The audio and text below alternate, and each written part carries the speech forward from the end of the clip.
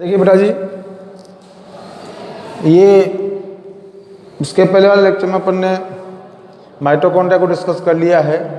Now this is the structure of endoplasmic reticulum और single membrane bound cell organelles की हम यहाँ पर बात कर रहे हैं। देखिए, single membrane bound cell organelles के पहले हमने डबल मेम्ब्रेन बाउंड पढ़ चुके हैं अपन। डबल मेम्ब्रेन बाउंड का मतलब उनमें डबल मेम्ब्रेन होती है और सिंगल मेम्ब्रेन बाउंड का मतलब इनमें सिंगल मेम्ब्रेन होती है, जिसमें हम सबसे पहले बात करेंगे endoplasmic reticulum. Endoplasmic reticulum is the most important part of this cell. अब एंडोप्लाज्मिक रेटिकुलम होता क्या है? देखिए, एंडोप्लाज्मिक रेटिकुलम जो है उसका मेन फंक्शन है फोटोसिंथेसिस, लिपिड सिंथेसिस। तो सबसे पहले तो हम डेफिनेशन की बात करेंगे between nucleus and cell membrane, that is nucleus and that is cell membrane. तो सेल मेम्ब्रेन और न्यूक्लियस के बीच, सेल मेम्ब्रेन और न्यूक्लियस के बीच thin reticulum is the spreadful structure, irregular articular ducts which is called endoplasmic reticulum। मतलब nucleus और cell membrane के बीच में जो रेटिकुलम होते हैं, स्प्रेडफुल होते हैं, इरेगुलर आर्टिकुलर डक्ट जो होती है, उन्हीं को एंडोप्लाज्मिक रेटिकुलम कहा जाता है। ठीक है, डिस्कवरी किसने की थी? किथ पॉर्टर ने इसको डिस्कवर किया था और नाम भी किथ पॉर्टर ने इसको दिया था। ठीक है, अब देखिए, एंडोप्लाज्मिक रेटिकुलम जो होती है दो तरह की होती है। जो सेल्स प्रोटीन सिंथेसिस करती है, जो सेल्स प्रोटीन सिंथेसिस करती है, उनमें एंडोप्लाज्मिक रेटिकुलम जो होती है उन पर राइबोसोम पाया जाता है। Ribosome, these are the ribosome. तो जिन सेल्स में प्रोटीन सिंथेसिस होता है, प्रोटीन सिंथेसिस मतलब जो सेल्स प्रोटीन का निर्माण करती है, उन सेल्स के अंदर जो एंडोप्लाज्मिक रेटिकुलम होगी वो होगी रफ एंडोप्लाज्मिक रेटिकुलम। रफ इसलिए कहा गया है क्योंकि इनकी सरफेस पर राइबोसोम पाए जाते हैं और सरफेस पर राइबोसोम पाए जाने के कारण ये जो एंडोप्लाज्मिक रेटिकुलम होती है ये रफ टाइप की होती है, रफ एंडोप्लाज्मिक रेटिकुलम। क्लियर? चलिए, अब बात करते हैं जो सेल्स लिपिड सिंथेसिस करती है। क्या करती है? Lipid synthesis. उन सेल्स के एंडोप्लाज्मिक रेटिकुलम पर राइबोसोम नहीं होते हैं। राइबोसोम नहीं होने के कारण इनको स्मूथ एंडोप्लाज्मिक रेटिकुलम कहा जाता है। देखिए, इस वाली सरफेस पर कोई राइबोसोम नहीं है, तो इन पर कोई राइबोसोम नहीं होने के कारण this is rough and smooth endoplasmic reticulum, और यहाँ पर राइबोसोम है इसलिए रफ एंडोप्लाज्मिक रेटिकुलम इसको कहते हैं। ठीक है भाई? चलिए, अब हम बात करते हैं इसमें कितने पार्ट होते हैं एंडोप्लाज्मिक रेटिकुलम में। तो सबसे पहला पार्ट है सिस्टर्नी।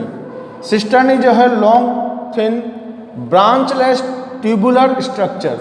ये long thin branchless tubular structure जो होती है, इन ट्यूबुलर स्ट्रक्चर को ही हम क्या कहते हैं बेटा जी? सिस्टर्नी कहते हैं। इसके बाद में हम बात करें vesicles, round elliptical flattened shake like bags. जो शेक लाइक बैग्स होते हैं, ये बैग्स बने हुए हैं, इसमें थैलियाँ बनी हुई है, इन बैग्स को हम बोलते हैं वेसिकल्स। नेक्स्ट होता है tubules, small smooth thin tubular structure. जो ट्यूबुलर स्ट्रक्चर होती है एंडोप्लाज्मिक रेटिकुलम में, उनको ट्यूब्यूल्स कहते हैं। जो राउंड शेप्ड होगी उनको वेसिकल्स कहेंगे, और जो लॉन्ग थिन ब्रांचलेस स्ट्रक्चर होगी, these are known as cisternae, that is the structure of endoplasmic reticulum. चलिए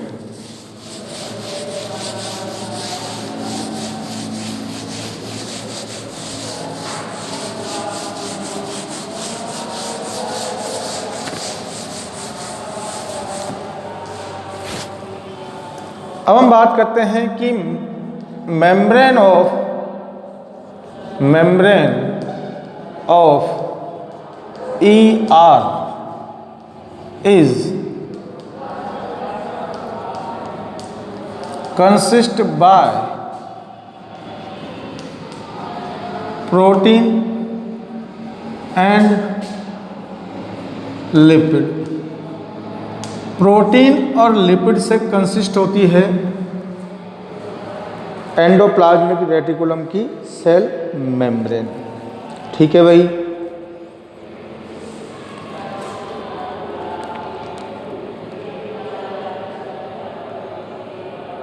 चलिए अभी हमने कहा कि जो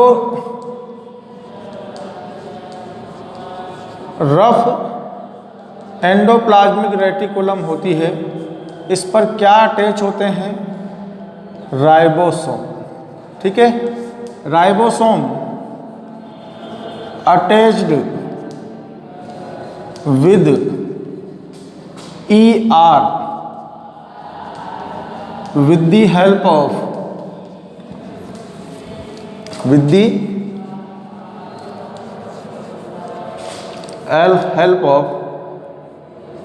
a प्रोटीन।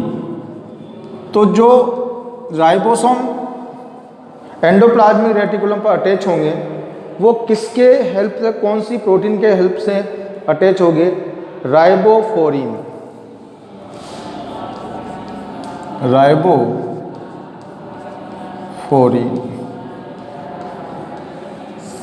राइबोफोरिन प्रोटीन से जो है वो राइबोसोम एंडोप्लाज्मिक रेटिकुलम से अटैच होंगे। जैसे मान लीजिए ये एंडोप्लाज्मिक रेटिकुलम है, इस एंडोप्लाज्मिक रेटिकुलम पर जो राइबोसोम अटैच होंगे, ये राइबोसोम जिस प्रोटीन से अटैच होंगे दैट इज राइबोफोरिन। क्लियर? अब हम बात करते हैं function of endoplasmic reticulum. Function of ER is, सबसे पहला फंक्शन है, देखिए अभी हमने बात की है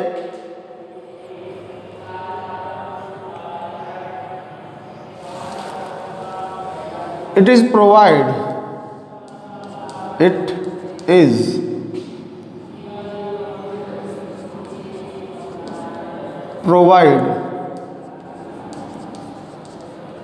definite shape to cell। ये सेल को डेफिनेट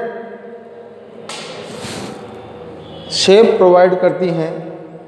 क्यों करती है? Framework, it makes framework. जो एंडोप्लाज्मिक रेटिकुलम होती है वो फ्रेम बनाती है और फ्रेम बनाकर ये सेल को जो है डेफिनेट शेप प्रोवाइड करती है। Second function is the endoplasmic reticulum is, देखिए इसमें से रफ एंडोप्लाज्मिक रेटिकुलम सिंथेसिस या synthesise the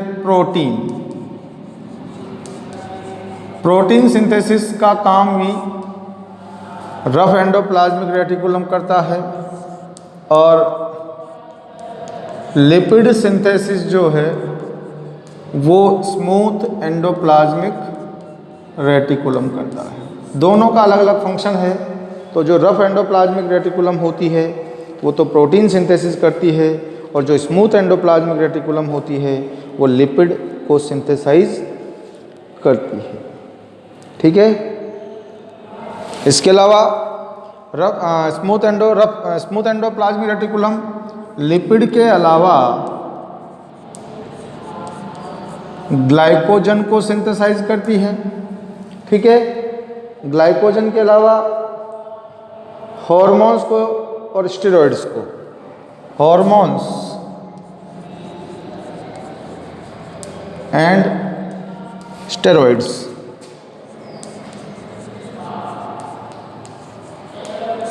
Hormones and steroids are synthesized by smooth endoplasmic reticulum.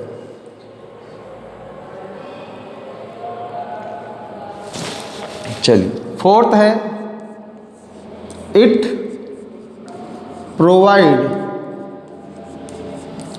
The pathway between nucleus and membrane to transport the